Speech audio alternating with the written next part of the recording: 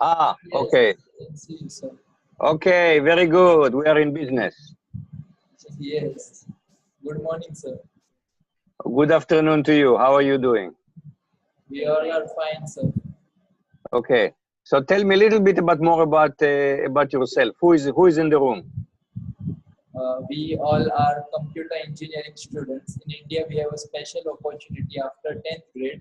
We can either go for 11th and 12th grade, or we can pursue a diploma in computer engineering, which is a 3-year program. So we all are pursuing diploma in computer engineering. I see.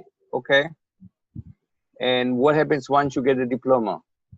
We can go for degree or we can go for job, but mostly people go for degree and they get admission to 2nd year of computer engineering in any college in India, or maybe. I see. Okay, so you gain 1 year in college by getting this, by being in this program. Yes, exactly, sir. Okay. So what's on your mind? I beg your pardon, sir. What is on your mind? What is on your mind? We are very excited to interview you. We have read your articles and we are all very fascinated by artificial intelligence and computer science. Okay. Shoot, ask questions. Yes, we would like to welcome you. There is this girl who wants to give a welcome speech. Okay, let her give the speech. Give her the mic. Yes. Warm greetings to our respected guest of honor for the day, Mr. Moshe Vardi, our respected HOD sir, Mr. Zamet, staff, and my dear friends. A warm welcome to each one. I take the opportunity now to introduce our chief guest for the day. Mr. Moshe Vardi is an Israeli mathematician and computer science. He is a professor of computer science at Rice University in the United States of America.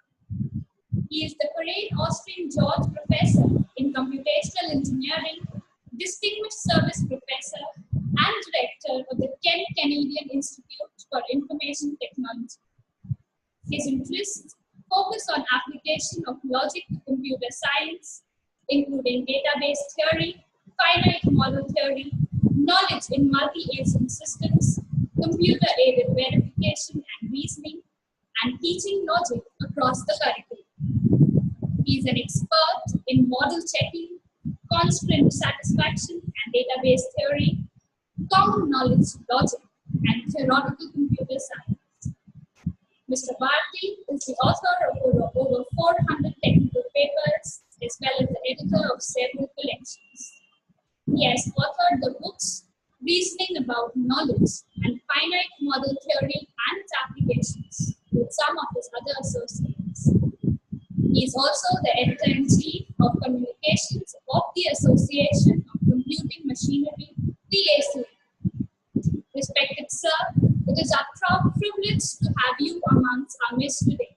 On behalf of the entire management, staff, and students of Vardi Institute of Technology, we extend our deepest gratitude to you for accepting our invitation and sparing your valuable time to us. We hope it's my pleasure. a wonderful evening with us, with full of insightful learning, exploring new concepts, evaluating our knowledge, and growing our bond with it. Thank you, sir. You're welcome. It's our honor to interview, sir. Should we begin the interview? Yes, yes. So the first question is, what inspired you to dive into computer science? So when I was 16-year-old, which was a long time ago, I saw an advertisement in the paper about a 2-week course in programming, computer programming. And at that point, I knew absolutely nothing. I had no idea what was a computer. But I was somehow fascinated by the idea. And I took an intensive 2-week course in Fortran programming. Have you guys heard about Fortran? Yes, sir. It's one of the very, very first programming languages. going back to the 1950s. And today, most people think of it as an ancient language, but at the time it was a cutting edge language. And I fell in love in programming. I thought programming was so much fun. So the rest is, as they said, the rest is history. Yes, sir.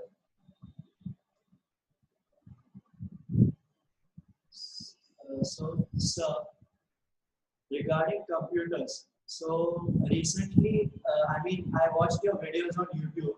So they were mostly on AI, artificial intelligence. So I wanted to ask you about the recent event that Facebook faced was that they had to shut down their AI program because it started to create their own language. So my question was, if they can create such complex AI, why can't they create something that can control it in a way that we need? Say it again slowly. My question was, if we can create a complex AI, a program like AI, so why can't we have control on it? Why can't we Have control on it, as like in Facebook, the AI started to create their own languages. Yeah. And they shut it. Look, so I mean, if you think about it, this is part of a technology challenge. Always has been on two sides. On one hand, we want technology that does more and more and more. Right? This is in every area of technology. You know, we are trying to build increased capability, and whenever we increase capability, invariably we increase the complexity of the system. Okay, think today of a Boeing 787, the complexity of the system. And as we increase the complexity of the system, can you guys hear me well? Yes. Yeah. As you increase the complexity of the system, it becomes more and more difficult to understand what the system is doing and to have full control of what the system is doing. So this has been kind of the challenge, you know, going back to the beginning of technology. If you think about it, the very beginning of technology may be the discovery of the fire. A human being discovered that they can use fire to roast the meat from the mammoth, okay? And cooked meat was easier to chew than uncooked meat. Well, what happens when you have fire? Sometimes you lose control of the fire. So even today, God knows, hundreds of thousands of years after we have tamed the fire, it's still we have a love-hate relationship with the fire, right? You think about it, it's going to be very difficult for us to live a modern life without a fire, but every year, think of how many people die or injured and the damage by fire. So we always have this complex relationship with technology, which is we want to be the master of technology, but we are not fully successful, okay? Or think about it, the automobile, again, is an amazing technology in terms of mobility, and but every year more than 1 million people are killed by car crashes. And so we are facing the same dilemma with AI, okay? We're trying to build programs. They're really AI, just a program, but we want it to do more and more. So the program is getting more and more complex. And as the program becoming more and more complex, it is harder and harder for us to understand exactly how does it behave. One of the things that we do know, so I don't know how much you guys know about Turing machines? Yes. You learn about Turing machines. Yes. So Turing machine, think about it. It's such a simple model, right? Just you have a head, and the head goes to the left, to the right, and write a symbol. Very, very simple, right? And some instructions. And nevertheless, we know that if you give me a Turing machine and ask me, will it stop? If it starts from the empty tape, will it terminate? This is what we call undecidable. There's no way to predict in advance how it will behave. The only way to know how it will behave is to run it and see what happens. So we know today that it's very easy with a very simple number of components to build very complex system, that it's very, very hard to predict their behavior. And so this is the challenge for us is always, on one hand, we're trying to build more and more complex system, and now with the area of AI, but at the same time, how do we ensure that we still keep control of the system?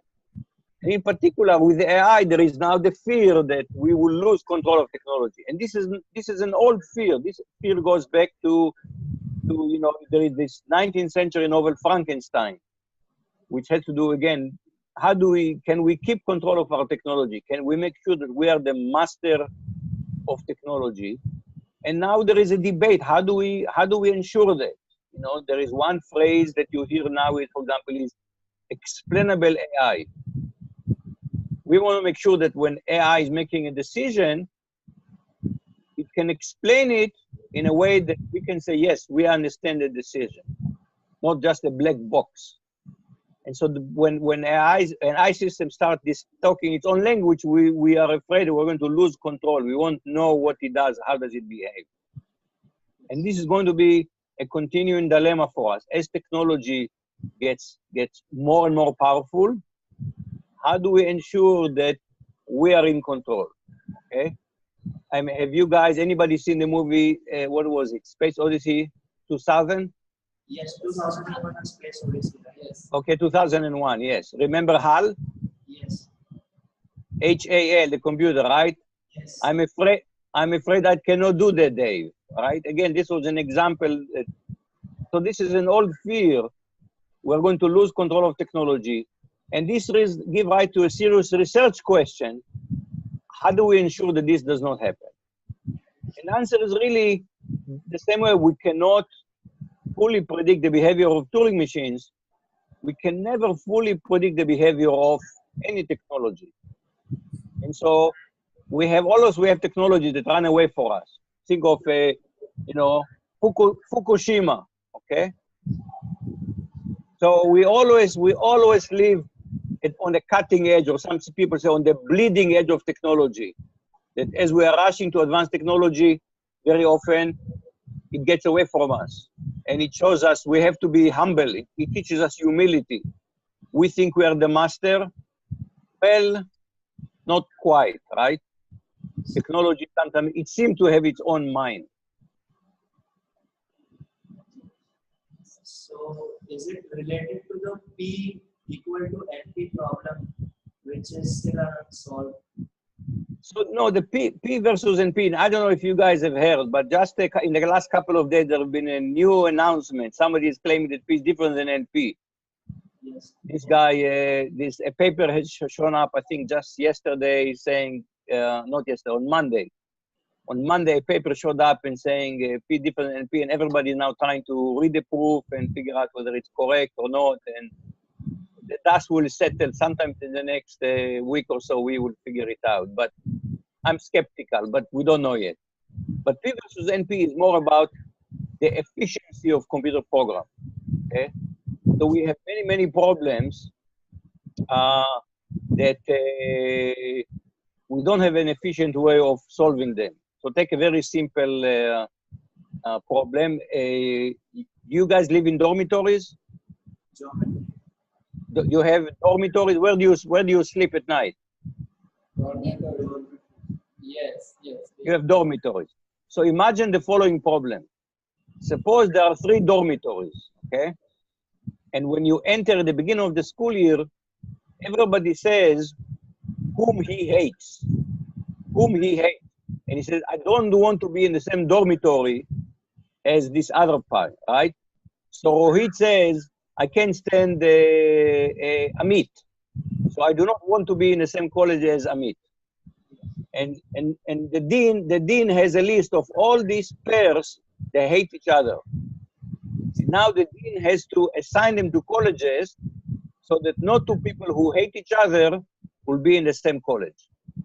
Very simple problem, right? Yes. So you get a list of pairs. A pair Rohit Amit means that Rohit and Amit do not want to be in the same college. And now we have to assign them to 3 colleges so that nobody will ever have to look in the morning in the face of someone he doesn't like or she doesn't like. Well, this is really the 3 coloring problem. And this problem is NP complete.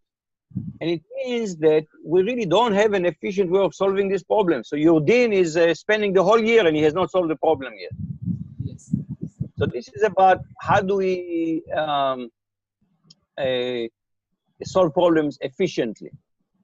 And so this is different. So I said the issue to us today with AI, one of the issues, there are other issues that I can mention, but one major issue is how do we ensure that we are in control, that it does not run away from us. The same way that if you think what happened in Fukushima, you know, we had what's called a runaway nuclear reaction. We thought we can control the reaction, and we were in control of the reaction until there was an earthquake. And when the earthquake was beyond, the strength of the earthquake was beyond what people expected.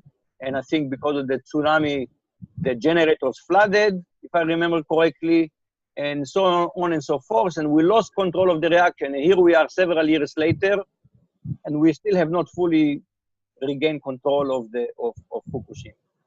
And so this is the worry. How do we know that we don't build a system, an AI system, and this system, we think we understand how it behaves, and suddenly it behaves like HAL, and refuse to let us back into the spaceship, and who knows what. This is the issue that now people are worried about, losing control of AI. The next question is, there is also a philosophical point of view towards AI. Like humans, we have this intuition or gut feeling. Can machines and AI develop this type of feelings and, you know, intuition and perception? And as you are of such a high honor, you must be aware with philosophy. You must have read many philosophy books. So, what do you think about the philosophical point of view? Can AI develop their own sort of intuition and something of the other realm? What do you think about that aspect? So, you know, here we are actually getting to issues that people call philosophy of the mind. Yes. So it's not so much about technology. It's really, first of all, understanding ourselves. Okay. So, for example, we said that we are conscious. Okay. We think that we are conscious, right? What does it really mean to be conscious? We use the words, but we don't fully understand the word. What does it mean to have consciousness? Is it possible? So this is a question the philosopher asks. So there, you know, in the movies there are zombies, Yes. and I'm sure you've seen some of these horror movies with zombies, right? So maybe zombies don't have consciousness, but if you talk to a zombie, how would you know that the zombie does not have consciousness? Okay. So there are philosophical papers written, conversation with a zombie. How will we know that we are talking to a person versus talking to a zombie? So this is because the concept of consciousness is what we call a subjective experience. So each one of us thinks, yes, I am conscious. But what does it really mean? Or you think, if I tell you, you may tell me, I am sad. Well, what does it really mean to be sad? All of us has a feeling, yeah, we all experience being sad. But now I ask you, can you define to me what does it mean to be sad? And it's very difficult for us to define what does it mean to be sad. And because we cannot really define what does it mean to be sad, it's very hard to say what does it mean for an I system to be sad. I don't even know what it means for me to be sad. I know when I'm sad, okay? I think all of you know when you're sad, when you're not sad. If I ask you, define to me what it means for you to be sad, all you're going to do, you're going to use synonyms. You say, well, I'm chagrin. Okay, what is chagrin? I'm depressed. What is depressed? All you can do is run in circle with words that all of us think not only we think we understand what it means for us, I think that when you tell me you're sad, I think you know what you mean. But when you say I'm sad, how do I know that you're really sad? I don't know how to define it. And so when we talk about AI system developing what we call subjective feelings, it's very, very difficult for us to say what it means. What does it mean for an AI system to be in pain? Wow. I don't even know how to define that I'm in pain. So the question is less, if you see that this question in some sense are less about computer technology, really questions about ourselves, okay? what does it mean to be human? So one of the things that humans we have, there's something that define us. Okay, we are conscious, we have feelings, but when we try to dig deeper into this, philosopher has been now debating now for years and trying to explain consciousness. There is this book by philosopher. Title was Consciousness Explained. So people think, okay, he's done publishing books about it, but of course he came up with the next book because we do not yet have a fully satisfactory explanation of what that's called in the philosophy of the mind of subjective feeling, consciousness, intelligence. We still don't fully understand them, and therefore it's very difficult for us to say, okay, what does it mean for a program to have such subjective experience? When we conclude that humans have become very linguistic, like there is a barrier between what we say and what we think, but there are things we can't express it using language. So all of us are, have struggling sometimes with, describing, going from something we experience to describing it in words. I mean, take even something interesting. So it turns out if you go to, today we have a very rich, I can ask you to describe the colors around the room, and you can use many, many words to describe colors. Now, open a classical text, okay? For example, open the Mahabharata, okay?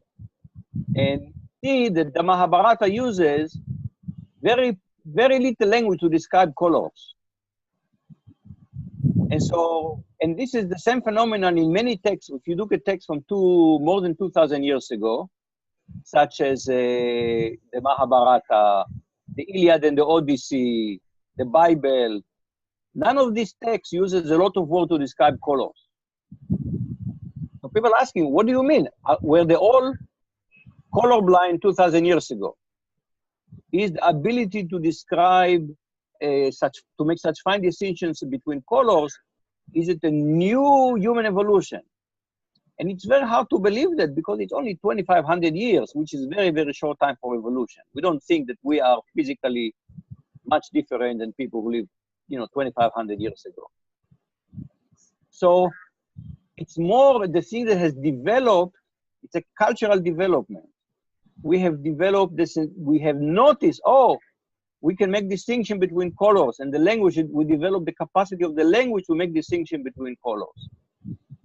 Wonderful. Now I ask you, define the color blue. How do you define the color blue? And the only way you can really define it in terms of, if you know about the spectrum, you can give me the wavelengths, okay, of blue. But when you see blue, you don't see wavelengths. You see a color. Now, how do you know that the girl next to you see the same color? Maybe when you see blue, she sees it red. And what you see as red, she sees as blue. We really cannot get into each other's head. And so it's this limit to really fully, we don't understand ourselves as well as we think we do. We're making a lot of progress now in neuroscience. And the progress in neuroscience means that we will understand ourselves better. And one way to make sure that, for example, that you and the person next to you are seeing the same color is do some brain imaging and see that exactly the same place in the brain gets activated. Then we can say, well, we think you have the same experience. So now neuroscience gives us a way to open the box, and the box is your brain. But this is all very recent. Until that, the brain was just a box, and we couldn't understand what's happening inside the brain.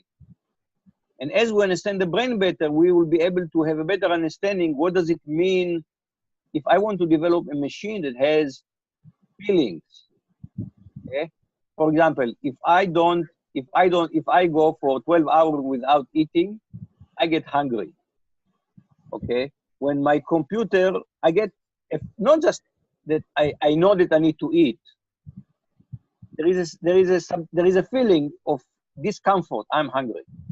Now, when my laptop goes down in battery life, does it feel any pain? Does it feel discomfort? No, it doesn't feel anything as far as we know.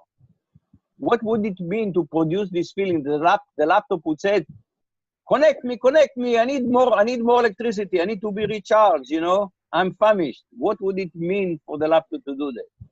So this is all, so I say, until very recently, we couldn't even ask these questions because we could not know what it meant for us to be hungry. Other than we all feel it subjectively, but we don't know what does it mean objectively. And as we're developing more, as we're making progress in neuroscience, we might be able to develop programs that have feelings. But this is not a matter of philosophical debate. There are people who say, no. A machine can never have a feeling. A feeling is a uniquely human experience. And this is debatable because anybody has if you have a pet, if you have, for example, a dog, then you can see that the dogs seem to be happy sometimes, right? If you have been away all day and you come home, the dog is very, very happy to see you. And you can see the dog being in pain. You can see the dog being hungry. So a dog, anybody who has, and I'm a dog lover, so you can clearly see that the dogs have a feeling. The dog has experiences. Maybe the dog cannot verbalize what the dog feels, but clearly the dog have internal experience. So why cannot, if the dog can have it, then probably also a mouse can have it. So when does it stop? Why cannot a machine have subjective experience? This is a matter that philosophers are debating, you know. Should we use such very words that come from, first of all, from ourselves, should we ever apply to machines? In some sense, one of the first papers to deal with it was a paper by Alan Turing. Have you guys ever heard of Alan Turing? Yes. Okay. So in 1950, Alan Turing wrote a paper about machine intelligence.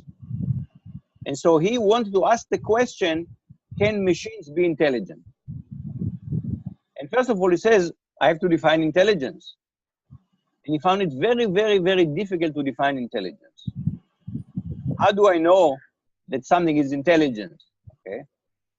So, well, how do I know that you are intelligent? Well, I know that you're intelligent because I talk to you and you're making really good observations and you're asking good questions and you're saying good answers. So I say, oh, boy, these Indian students are really, really intelligent. They ask some very good questions, okay? So Turing says, instead of trying to define intelligence, we will come up with an operational definition. Something is intelligence if it behaves intelligently. And he proposed a particular test. What is the test that he proposed? Anybody knows? Turing proposed a test for intelligence. There was a movie about it, guys. There was a movie about it. The game. The imitation game. And so this is controversial because Turing said if a machine can hold a conversation and you cannot tell the difference between that and a human, then it is intelligent. And today we think that it was a naive definition because there are many other types of intelligence. Holding conversation is one type of intelligence. The type of intelligence recognizing faces, answering. I mean, there are all kinds of different types of intelligence that we measure today. Today we think of intelligence not as a unique thing, but as a portfolio of many different things that comprises of our intelligence. But holding conversation is one aspect of intelligence. So instead of defining intelligence, Turing says, if something behaves intelligently, it's good enough. Yes. So we could say the same thing. If a machine behaves as if it is hungry when the charge is low, when the robot may have a gauge of charge, the battery charge, and the robot will say, oh, my charge is very low. Where is the outlet? I must plug myself in. I'm really hungry to be recharged. If it behaves as if it is hungry, then it is hungry. Yes. I have read the book Robot by Isaac Asimov, and as you were saying about it, so in the book he says that if robots will have feelings, how will they behave? So are you aware about it? Isaac Asimov.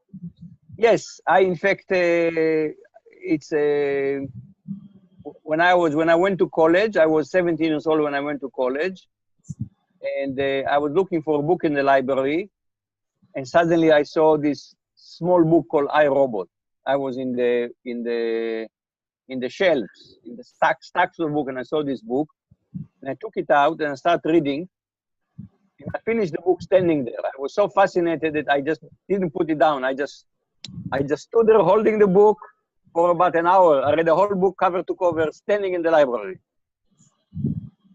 So this was I fell in love with science fiction there by just reading. It was my first science fiction book, I, Robot. Yes. So can you tell us about your transition from Israel to USA? Because it was a very big step in your life. So I did all my education in Israel, almost all my education. That means I did my bachelor and my master and a PhD in Israel. But Israel is a very, very small country. And a conventional wisdom at the time that after your PhD, you must go see the big world, because Israel is such a small country. And in particular, you should go to some very good place and do what we call a postdoctoral studies. So, typically academic progression is you do your bachelor, and then you do your master, you do the PhD, and then you take a few more years where you are more independent than a doctoral student, but you are still under the supervision of a senior researcher. And I went to Stanford to do a postdoc. Stanford is a very famous school in California, in the Bay Area in California. And I did a postdoc at Stanford for about 4 years. And I was going to go back to Israel after that. In fact, I had a position in Israel. I was all ready to go back to Israel. But I met my wife in California, and as they say, the rest is history. I decided to stay in the United States. Yes. Yes, sir.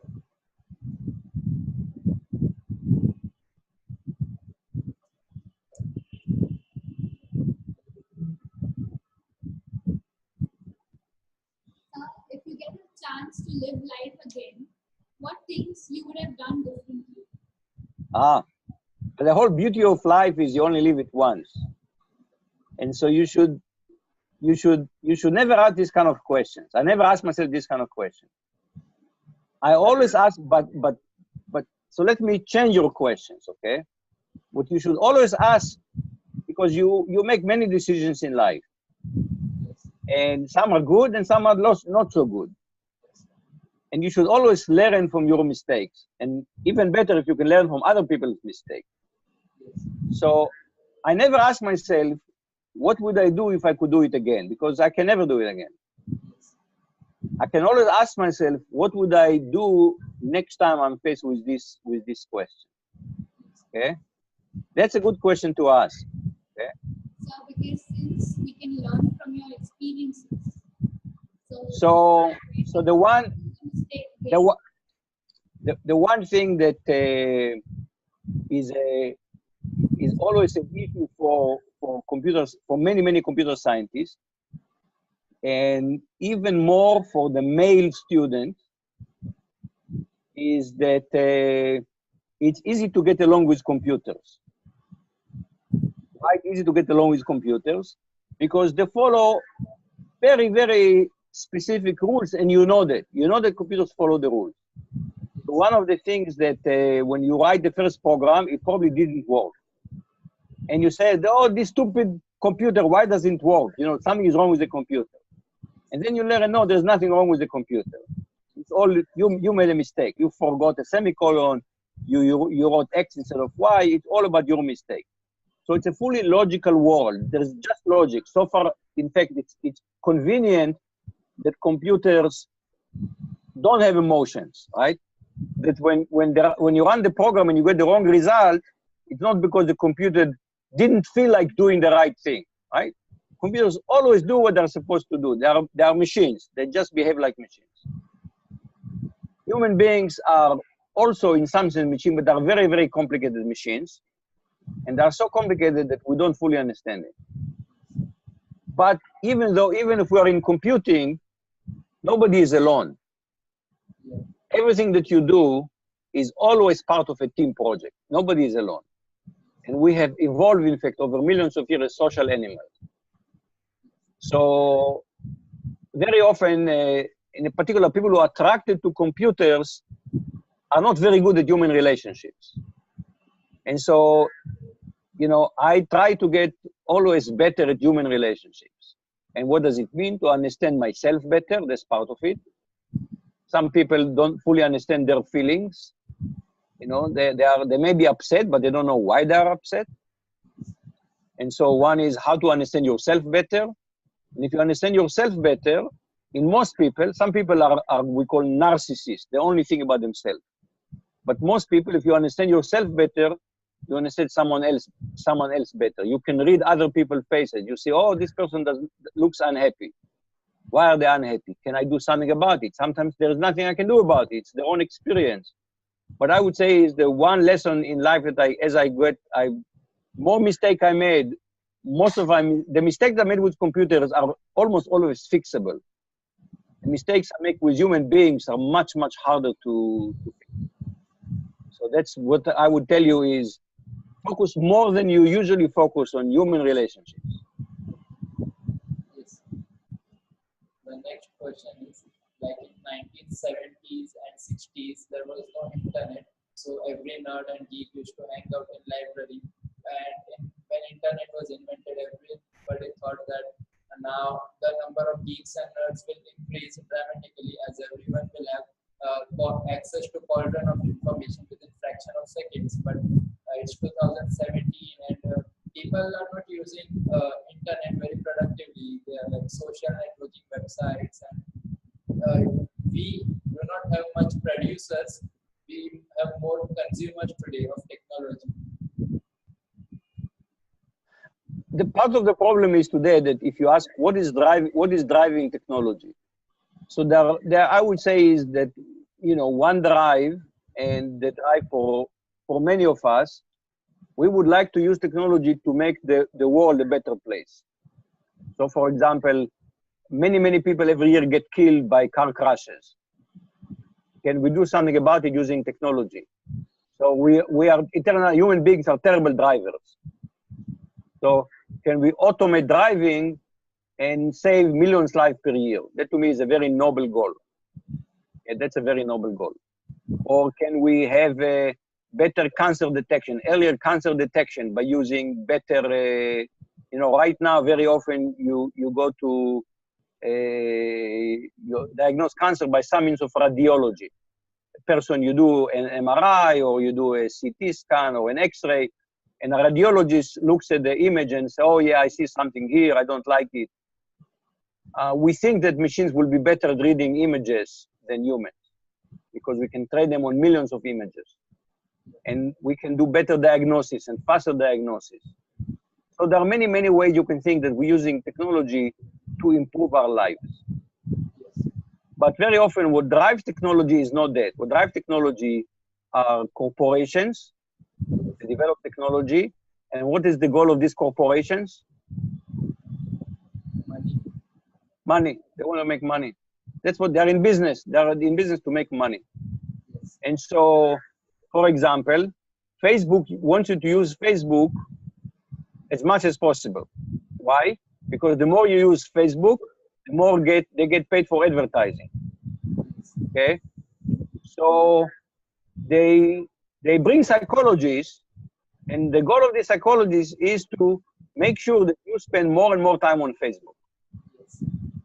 Is this making the world a better place? Not so clear. Okay? So the challenge for all of us we are the people who are developing this technology, is how to develop technology for the benefit of mankind. Now, one of the benefits of mankind is we all have to make a living. And so there has to be, we know that basically, you know, when we try to take the profit motive out of the economy, which is what they try to do in communism, it didn't work. On the other hand, if you run the economy only by profit motive, you get greedy behavior and you get, again, technology not for the benefit of humanity. And finding this delicate balance between the two things, okay? How do we make sure, first of all, that we have a a profitable economy, because if we don't have a profitable economy, we're all going to be poor. I mean, if you look at India, hundreds of millions of people came out of poverty by participating in the global economy. Okay, the offshoring industry was a huge advance in the quality of life in India. So that's a good thing. So all of you have to think, you know, on one hand, it has to make business sense, but how do we do it so it's for the benefit of mankind? And what I mean by that, I would take people who work for tobacco companies, and I don't know how they can look themselves in the mirror every day, because we know that tobacco cigarettes kill people. Now, the people who work there to say, yes, but we only give them what they want. Right? They want to smoke. But of course they want to smoke, because you got them addicted to smoking, so now they want to smoke. So how do we make sure that working for a technology company is not going to be the equivalent for working for a tobacco company? So this is, I think, a question for all of us working in computing. How do we make sure that what we do is not because we just want to make money, but we're trying to make the world a better place? Can we say that our priorities are wrong? Like, we spend so much money on war, like US spends so much money on war, but there are still many homeless people out there. Yeah. So this is the challenge. Everybody should try to make a good living and have a good life.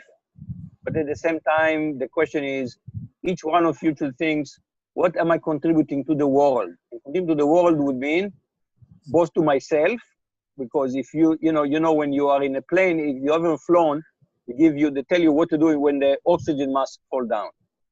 And they always tell you, if you have a child with you, what should you do? Put the mask first on yourself and then on your child. Why?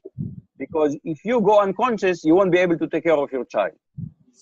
So first you put the mask on yourself, but then you put the mask on your child. So first of all, we have to make sure that we live a good life, but then we have our responsibilities. We are a social animal. Our responsibility is for our fellow human beings to make the world a better place. So I want you guys to remember the two things. Make good life for yourselves, but also you have a responsibility to make the world a better place. And that's a responsibility for other people, for your family, for your friends, for your countrymen, for humanities in general. The next question is, can you tell us about when you won with the Nobel Prize? Like, you published a research a few years ago, and in year 2000, you won the Nobel Prize, which is equivalent of a Nobel Prize in computing. So I will tell you that getting a prize is a little bit like eating a chocolate. Okay? And what do I mean by that? When you put a piece of chocolate in your mouth, it feels good, right? There is a good. They made sure that this is a good experience. You like it's a little sweet, it's a little bitter. You like the combination. So you put a piece of sugar in your mouth and it's very nice. What happened the next day? Nothing. It's all over, right? All you have is a memory, but you want another piece of chocolate. So when you get a big prize, it feels good. And one reason it feels good, again, because we are social animals, and one of the things that we crave is the approval of our peers. And this is what scientists very much want. They want the approval of their peers. Okay? Because you have to understand that in science, if you really want to make big money, if you want to be rich, the people, it's important for them to really make lots of money. The answer is go to business. That's where you make money. In research, you can have a good life, but you're not going to be rich. Some awards are big. Some awards, like the Nobel Prize, is $1 million. But the Gettel Prize, I don't remember. It was not a lot of money. So it's not even the money. The money is symbolic. What it does tell you is that your peers think very highly of your work. And that's getting like a huge like on Facebook. You know, imagine if you put something on Facebook, imagine you put something on Facebook and you get 100 likes. Yes. You like it, right? Imagine getting 1,000 likes, okay? I've never received 1,000 likes, so I don't know about it. But imagine receiving 1,000 likes, okay? We in fact, Facebook designed it in such a way. We like likes, because like means social approval, and we're a social animal, and we like social approval. And any kind of a prize give you social approval, and therefore, I will be honest, it feels good. But after the next day, you know, you still have to brush your teeth. You still have to take a shower. I mean, life goes on and doesn't change in any significant way. So as Einstein said, like if you can explain a very difficult concept to a 5-year-old, then you have grasped that concept well. So can you explain your paper for which you won the Golden Prize to us, like in layman's terms? So actually, in some sense, the idea is actually in a high level is not a very complicated idea. And the idea is that human beings like to use what we call a high level languages. Yes. Okay, so for example, we use a programming language. Maybe you use Python. Okay, or we use Java. This is a high level language. When you execute the program, you use usually a very low level language. Okay, you use, I don't know if you have used like a x86 machine language. It's a very low level. So how do we go from Java to x86 machine language? The compiler translates it from high level to the low level. And so this is actually a very, very important principle in computer science. Human beings want to use high level languages. Computers want to execute very low level languages. So we need to bridge the gap between high level and low level. And so much of what we do in computer science is always building this bridge between high level and low level. High level is good for us, for human beings. Low level is good for computers. So what the Gödel Prize paper was about such a translation between a high level language and a low level language. And the high level language make it easy for people to use it, and the low level language made it easier for computers to use it. That was but there are many high level languages, there are many low level languages, and so the Gödel Prize for a specific translation from high level to low level. I think we are getting close to the end of the hour, so we need maybe last questions, and then we need to wrap up. Can you tell us an interesting anecdote from your life? Say again? Can you tell us an interesting anecdote from your life? Anecdotes from the life. There are many anecdotes from my life. So, interesting anecdote from my life.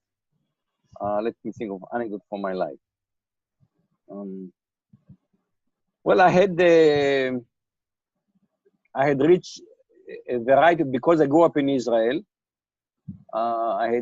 Israel is a small country in a interesting neighborhood, as we call it, right? I mean, in the Middle East is an interesting place. And after I just remember, I finished my PhD, and I went to Stanford to do a postdoc. And then in the summer, I went back to Israel just to visit for the summer. I went there. I want to go for the summer. And it turned out that this was 1982. So I flew back from California to Israel, and on the plane, somebody was sitting next to me said, "Oh, you didn't hear? There is a war in the Middle East. There was a war between Israel and Lebanon." And so I arrived in Israel. I was immediately called in for the Israeli Defense Forces. So on Monday, I was in California, and on Wednesday, I was in a war in Lebanon. That was quite a transition. Yes. What keeps you going through your worst times of your life? What is the driving force? How, if you live your life fully, every day is an interesting day. Yes. One, you can think, what am I going to accomplish today? And if you make a little progress and you feel good, I made some progress. And The other thing that happens every day is something unexpected that happens every day. Every day happens something unexpected. And if you deal with it well, then you say, ah, okay, I handled it well. That was good. I like it. If you didn't handle it well, then you says, okay, how do I make sure that next time I will do better? Remember, that's the question. Not what would I do if I had to do it again, because you can never repeat it. What would I do the next time? So if you live your life fully, every day is an interesting day. Okay, guys, we need to wrap up here. Can you give us an advice for young teenagers out there? I think I gave you this. I think I would like to keep kind of a motto of your life. And in fact, it's a phrase that goes back to was written about maybe 2,000 years ago, and it's an old Jewish phrase. It says, first of all, I have to take care of myself. But if I only take care of myself, then I'm nothing. Okay? So yes, you must take care of yourself. You have to stay healthy. You want to get good life. But if you only think about yourself, then we have a word in English for this. It's called jerk. Okay? J-E-R-K. If you only think about yourself, you're a jerk. So don't be a jerk. Yes. Okay? Yes. Okay, guys. It was a pleasure talking to you. One last question. I see give the mic to the girl for the last question. Sir, I want to thank you. It's been my pleasure. Yeah. I want to thank you for spending this time with us, for your insightful teaching, and for giving us the right perspective in life. We enjoy these moments with you, and these lessons are for life. Okay. All of us, I would also like to thank our principal, the HOD sir, the staff, Mr. Deshmukh sir, for organizing this event and helping us expand our knowledge. And all of us present here for taking this initiative, for organizing this event, and for making this a grand success. Thank you, sir. Do you know what this means? Peace. Yes. Peace. No. With this like this. Who does it? Science fiction. Aliens. Mr. Spock. Mr. Spock does it. Yeah. It means live long and prosper. Yeah. Okay, guys. Bye-bye. Bye.